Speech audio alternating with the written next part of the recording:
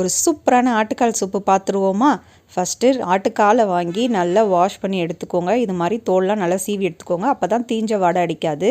இப்போ இதில் கொஞ்சமாக மஞ்சத்தூள் ஆட் பண்ணிக்கிட்டு, கொஞ்சமாக மட்டன் மசாலா, சால்ட்டு, அதுக்கப்புறம் தேவையான 1 கிளாஸ் தண்ணி ஊற்றி மிக்ஸ் பண்ணி 5 விசில் விட்டுடுங்க.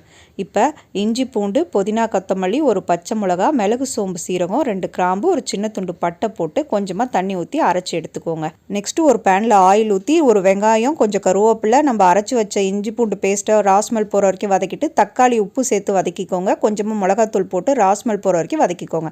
இப்போ 5 விசில் வச்சு ஓப்பன் பண்ண இதில் அந்த மசாலாவை போட்டு நல்லா மிக்ஸ் பண்ணி விட்டுட்டு, சூப்புக்கு தேவையான 2 கிளாஸ் தண்ணி ஊற்றி உப்பு போட்டு குக்கரை மூடி மறுபடியும் 5 விசில் விட்டு எடுத்து ஓப்பன் பண்ணி பார்த்தீங்கன்னா நம்ம சூப்பரான ஆட்டுக்கால் சூப்பு ரெடி.